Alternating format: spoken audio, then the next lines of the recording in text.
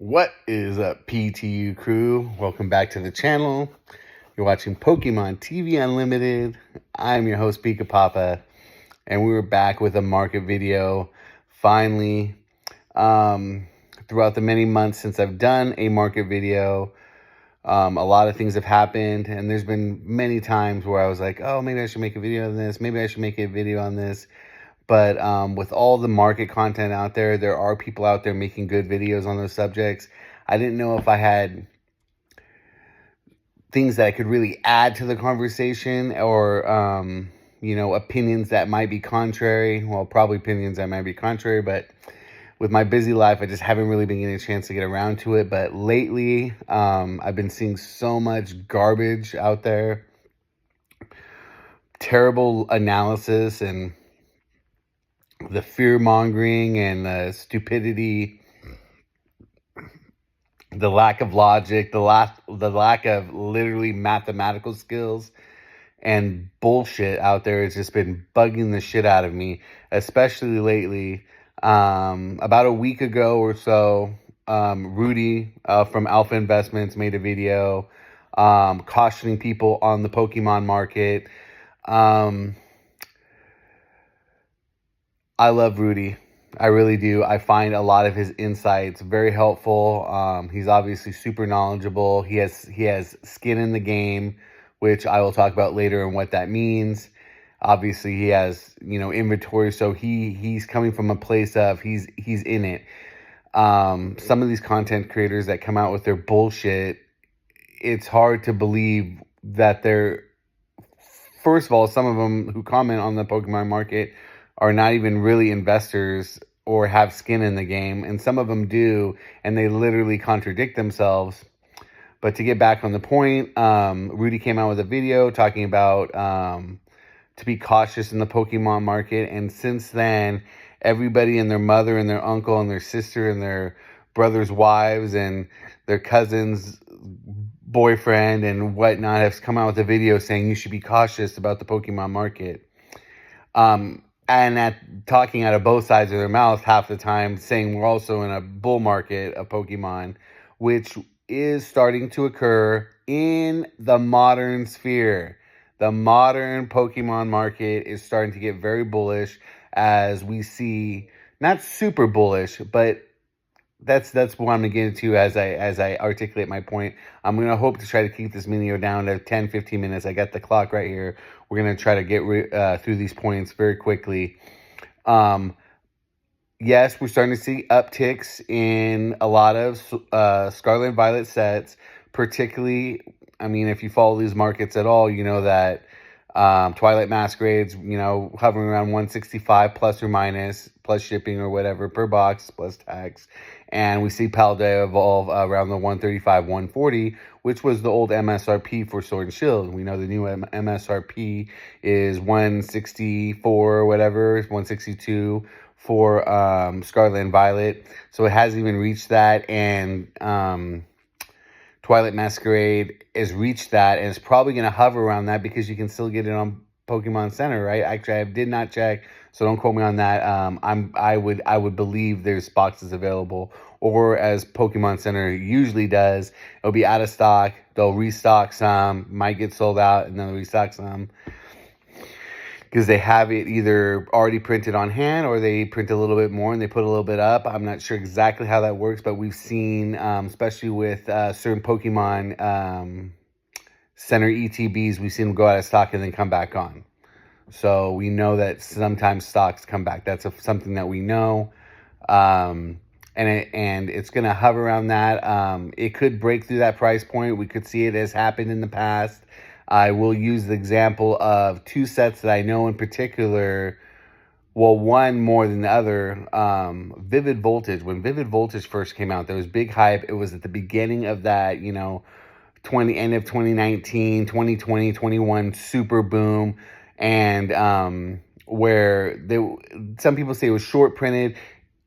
I can't attest to that, but we do know that the print of Vivid Voltage was under demand, and that's why it shot up to like 200. And then when it got reprinted in, I believe it was December of 2020 or 2021, 2021, I believe, 2021, when they did that reprinted December of the third wave of Evolving Skies. I believe it was the third or second wave of Fusion Strike, the third wave of Battle Styles, and Chilling Reign came out, and they reprinted Vivid Voltage and Darkness Ablaze. All these booster boxes flooded the market, and that's when I was able to get in Evolving Skies at around 100. And I also did pick up some Chilling Reign too. I did spread it out. I also bought a case of Vivid Voltage, and I think I got that for around 115 after taxes and shipping, which just finally Vivid Voltage started going up. But it basically crashed the market. And then 6-7 months later, there was because the Vivid Voltage ETB was hovering around $100 and plus for a long time. And then they did a Vivid Voltage ETB reprint and it crashed it down. They're starting to uptick now too, but for the longest time, you can get it for like 35, sometimes 30, 35, 40, easily shipped to your house. So what I'm trying to point to is that we've seen these things happen before, and now that it's happening again, like people are going crazy, like it's never happened before. My other example was going to be Brilliant Stars, which was extremely high pre-release, and it's following the same thing as Surging Spark. Everyone's like, oh, everyone's hyping Surging Spark. This is crazy. Be cautious about the market. I bought a case of Surging Sparks, pre-order at 120 shipped after taxes and everything from Zulu Games. I love shopping from them because they don't do sales tax. Anything over 100, I think it's either 100 or $150 is free shipping. So when you see the price on the screen, that's the price you pay with shipping if you're buying over 150. And obviously, why would you want to pay $10 for shipping when if you're going to be investing $150 is not that much. So if you're trying to invest and I understand some people are on low budgets and they can't make that big of a purchase, you're going to have to pay $10 shipping. So you have to put that on your costs of your items. But it's just better to go for the free shipping and suck it up and try to set that kind of money aside if you're going to order from them. I just think that's saving $10. That's almost 10%. What is that? 6.5 or 6? Yeah, almost 7%, 6.66% extra. So I was able to get 120 shipped. So the people who buy it, that probably was like maybe 110 or 112 plus tax. Well, but you have to add in tax. You have to, when you're calculating on these investments, like this is kind of the math thing. People like don't math it right. You have to do your total cost. Because when you sell it, then you have to pay your fees and whatever, and then you have to see take minus of your fees, get that number, minus your total cost you purchased it for, including tax, and that's your profit.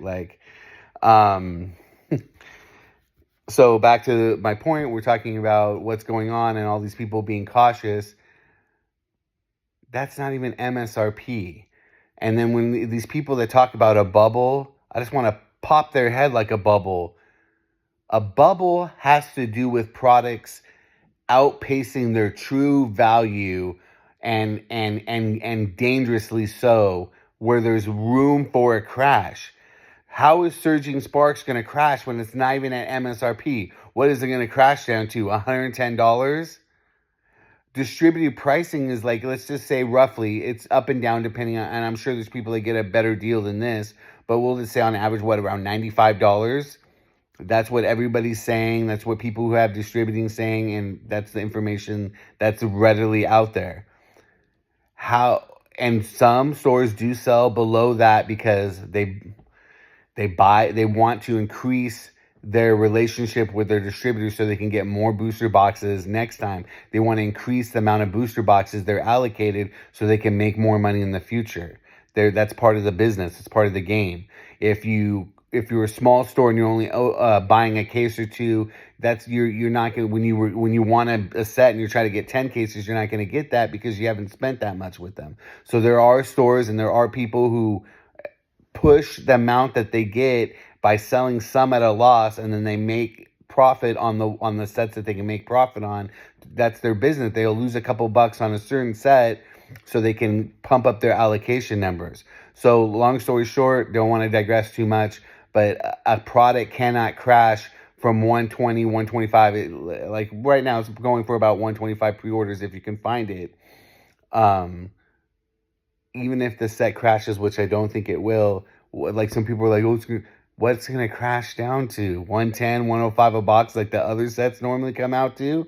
So if you, and then like, oh, the people like going to feel, if you buy at 125 and it goes down to 105 and you feel bad off of that, you shouldn't be investing. It's not that big of a deal. Yeah, it's $20 per box, but and over a case that's 120 bucks. 120 bucks is not that much more and that much money anymore. Inflation, everything, 120 bucks. Was that 2 tanks of gas? Like, give me a break. That's like nothing, especially if you're in the investment for the long to mid term. If you're trying to flip in 3 to 6 months and you're hoping this product booms like Masquerade did, that's not really how it usually works. Masquerade is an outlier, and Paldea Evolved is kind of an outlier too. If you see the rest of the sets, they are inching up, but they're inching up very slowly. They're inching up for when they were pre-ordering at 95, 100, 105. They're going up to 110, 115. We are seeing some ups in Sword and Shield too, like especially the low sets like Battle Styles starting to push up there. Vivid Voltage starting to get up to that 140, 145, 150 range.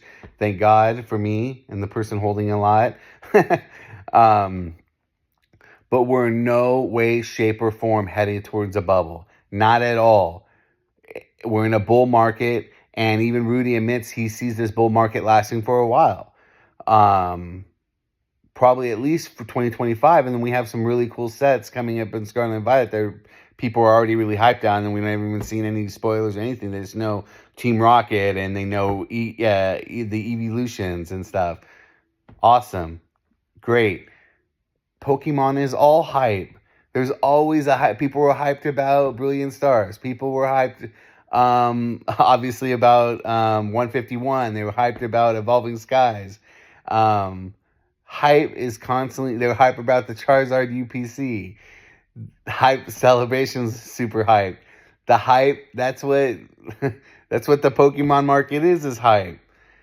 So I don't know what people are like. Oh, it's just like this echo chamber of, oh, this person said it, so I have to come across with the same content, or I won't look like I know what I'm talking about. I hate to break it to you, some of these guys don't know what they're talking about. I literally had a guy, Gone Road Games, who literally at the beginning of a recent video he made, he said he doesn't understand the Pokemon market, and then went on to the video to try to start talking about the Pokemon market like he knew something, and a lot of his information was incorrect. This guy literally said that a lot of people don't understand that the auxiliary products usually and most oftentimes it's a better price per pack than the booster boxes. This guy can't even do math. Like we said, usually booster boxes come out about 1 to 110. That's like $3 a pack. Even if you look at Surging Sparks at 125, that's like 135, 140, I mean 340 a pack. Most, like if you look at a 4x4 box, even if we go back to the old MSRP, the 4x4 boxes, the V boxes, the 4-pack boxes, those collection boxes that would come with a promo and 4 packs, they charged $5 a pack for those. It was $20 for a 4-pack item. If it had 6 packs in it, guess what the retail price was? $30. Now, since the MSRP hike, you go to Target or Walmart, and those are $22 or $23 for the 4-pack, which is more than $5 a pack. They've started to charge for the promos where back in the day they used to not. Some of those big collection boxes that had 10 packs, what was the MSRP on those? $50. And like, it's like, yes, some booster boxes, when they go up crazy in value, like Twilight Masquerade, which is at the new MSRP, now it's like that's $4.50 a pack.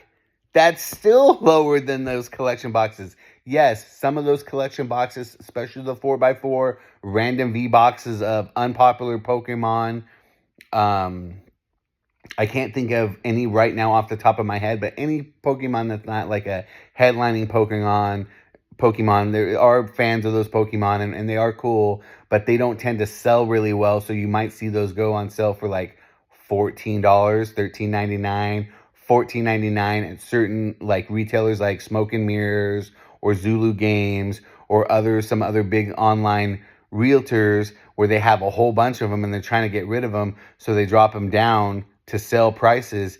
Even if you do a $14 box, that's $3.50 a pack. That's still more expensive than than if you get a booster box at $110. It's like these people like literally can't do math, and they're saying on their channel that they know about the Pokemon market, and they're saying false information, and they can't even do simple math. It's like ridiculous. It's like literally, and they belittle you in your comments if you ever contradict them. Like they get all worked up and they try to argue with you when they're literally wrong and they can't even add simple numbers.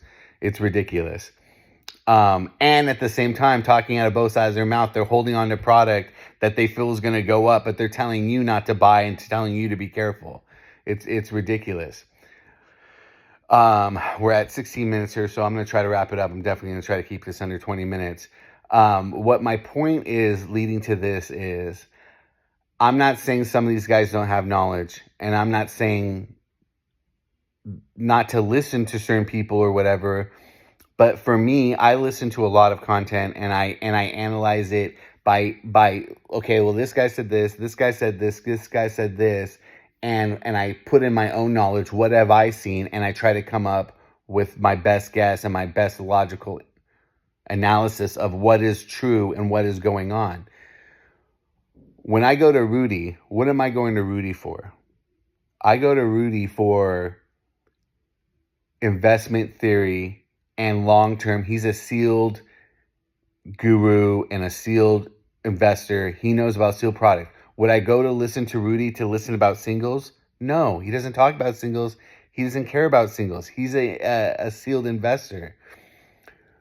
When I go and when I want to learn about singles, when I want to learn about pull rates, where do I go? I go to Danny Phantom. He's amazing with breaking down charts. He does he does mass openings in the beginning of releases to get singles, and he makes a master set, and he talks about the pull rates, and he talks about, the single prices, and he'll talk about sealed prices too.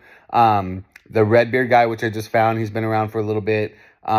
He's really good at, if you want a quick analysis of what's going up, what's going down. He has like certain days like Market Mondays, Falling Fridays, Thursday is Throwback Thursday. So he goes over the vintage market, single slabs. And if you want like, and then the guy, Top 10 Pokemon, who just came back, he did say he was going to be out, but now he's kind of coming back. He was really good if you wanted to see what slabs we're going for, and, so you go to different people. Like if I want to learn about Japanese sealed in the Japanese market, I might go to Pokémon. He's a online realtor that specializes in Japanese. He does sell other languages and I believe some English too, but he really specializes in Japanese. So if I want to learn about the Japanese sealed market, I would go to Pokémon. If I want to learn about the Japanese cards, the artists, that type of thing, I go to OKJ Love. OKJ Love just had a few months ago, he had this roundtable. I personally believe was some people that really don't know what they're talking about as much, or are new on the scene, and maybe are not as trustworthy. But I want to do personal attacks here. And he was like kind of he wasn't really against sealed investing, but he was kind of skeptical of it. And he was trying to poke holes in the sealed investment theory and whatnot. I wouldn't go to OKJ Love to learn about sealed investing, even in Japanese, even though, and I love OKJ Love, but like even him, he does buy and hold on to Japanese product, but I think it's mostly for him so that he can open later or enjoy. He really enjoys it. I don't think he invests in it, but he holds it, and because he even says in many of his videos that he buys it because he knows it's going to get more expensive and he wants to buy it now and hold on to it cheap. But he's not seeing the fact that he's doing that because he knows the boxes are going to go up. That's basically investing. Like, he's not doing it to make money, but that it's kind of following along the same lines, and he can't even see that. It's kind of funny, but not that he can't see it, but he just doesn't really believe in it. I don't want to bash him because I think he's a good person. He has a good heart, and his head is in the right place. He's just looking at the hobby through a different lens. And that's what I want, like, this video to really point out, is that you really have to be careful who you're listening to. my background, my educational background, I got a degree in English literature. So we learned, when you read an article, when you read a book, look, you have to research the source. You have to look at, why is this person saying this? What is their expertise? What is their background? What is their ethos? What is this a reliable person to listen to based on their life knowledge, their education, and all those things? That is the same thing when you're doing Pokemon investing. When you're listening to these people, you have to think about how long in the hobby, what's their skin in the game, what's their educational background, what is their goal, what is their purpose. And some of these guys who have their own channel, who own a brick and mortar, or maybe even an online store, their Pokemon to them is getting it at release, selling the singles, either opening up the boxes, selling the singles while they're higher, and selling the sealed product, for a small margin. In fact, I got this term from one of them, Cardinal Gaming, who tries to bash on investing in Pokemon, because his business model is the fast nickel. If you're investing in Pokemon, you're what's called the slow dime. So we're willing to hold on to the product longer through the ups and downs and try to make that dime or quarter, where he's getting it and trying to make a quick nickel. Get new product, quick nickel. New product, quick nickel. New product, quick nickel. That's his business model. And he's looking at the Pokemon through that lens. So he's not going to help you when it comes to sealed product investment. You have to look at people like Rudy, people like myself, people who are in it, have skin in the game for the long haul, and what they're doing. I mean, we've talked about on this channel, one of my first videos on the market was, you have to have an investor's mentality, meaning you have to be able to shut out the noise, or at least filter the noise, and ride the up and down swings of 10, 15, 20%. Reprints shouldn't scare people like, reprints, the market's going to crash. All this drama to get people to click on their videos, to get drama going, to make a video, to spout garbage. That is just market noise. The up and downs of 10, 15, 20% even is not that big of a deal. If something goes down 50%, that is a crash. 50% is a crash. Up to 25%, it's just volatile market. At 25%, I would say market volatility. 5 to 10% is just market noise, up and down needle. That's nothing. That's the way the little ticker moves.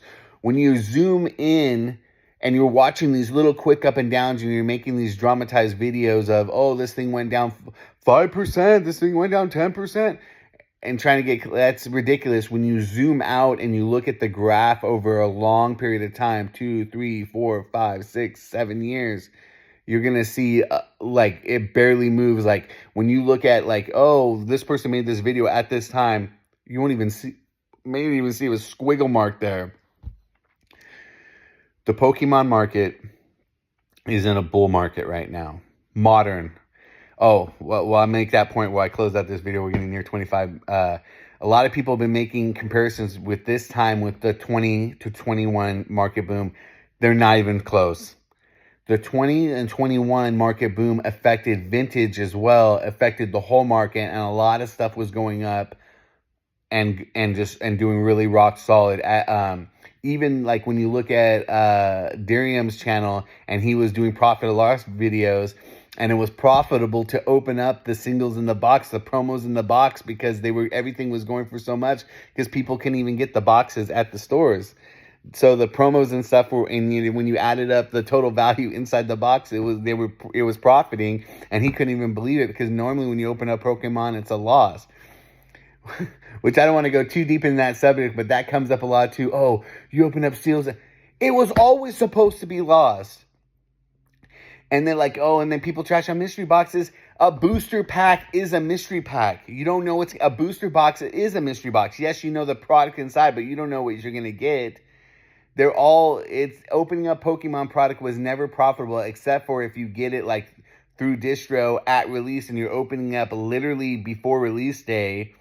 and you have either pre-sales online or right on release day, you could have all the big hits at their top price before they start to crash as more singles come onto the market.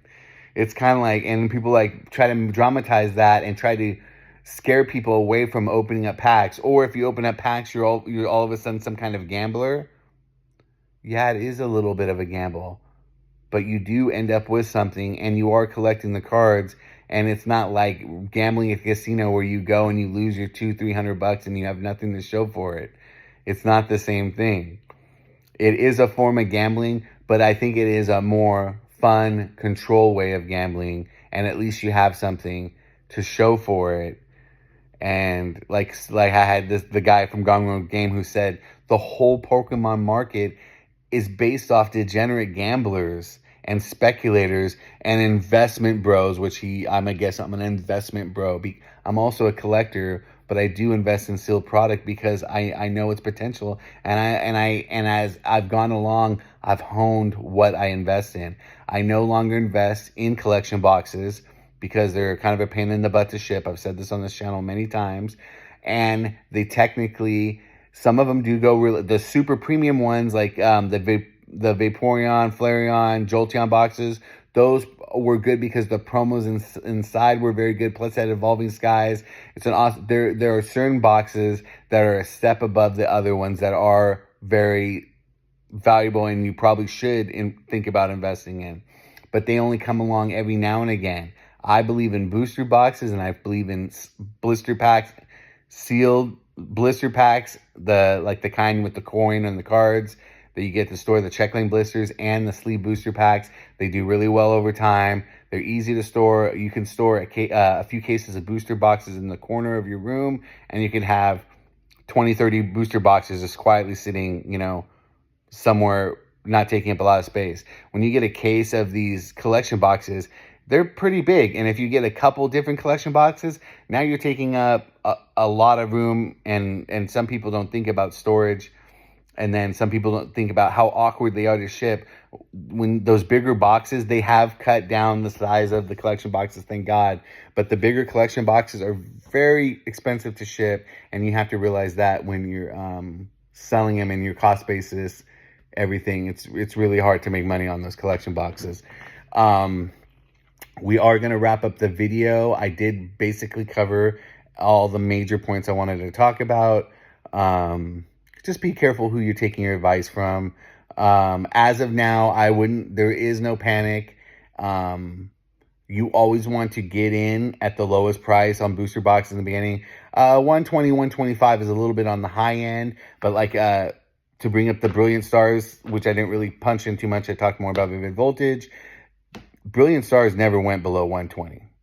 It was 120 and above. Surging Sparks, the market trajectory kind of reminds me of Brilliant Stars, where it was really hyped. It came out at a certain price and kind of stayed there. Even after the reprint, when it was up, it went, it hovered around 140, 150, and then it started creeping back up from there. I see something similar happening with Surging Sparks. As we move forward, we're going to see what the new sets are and how they come out. And it sounds like there's a lot of money moving into Scarlet and Violet. What that tells me is you have to look for the deals and what is out there, maybe in Sword and Shield, or the deals in Scarlet and Violet. And I've said it before. I used to say build and battle boxes, but to be honest, those displays, if you sit on a build and battle display, yes, they're going to kind of be low for a long time. They don't reprint those. They're a pre-release product to do the pre-releases. They're a one and done thing. They're not printed as much as the booster boxes, and so over time you can find deals especially right after release. I'd be checking out those like everyone's looking at the Surging Sparks booster boxes. I would look at the Surging Sparks pre-release kits and see if there's any sales on those. Sometimes you can get them for like 115, 120. Over time, those do really well. I even bought a Evolving Skies just not that long ago at 400, and I knew I did it to sell the individual build and battle boxes, which are all $95, $100 now. to sell those individually. But now the sealed cases of the build and battles are going nuts. Go look at the sealed build and battle displays of some of the big Sun and Moon sets. They're thousands of dollars. If you would have, that's like 30x, $3,000 for a team up sealed build and battle case. If you would have bought those at release for like $100, $120, it's 25x. 25.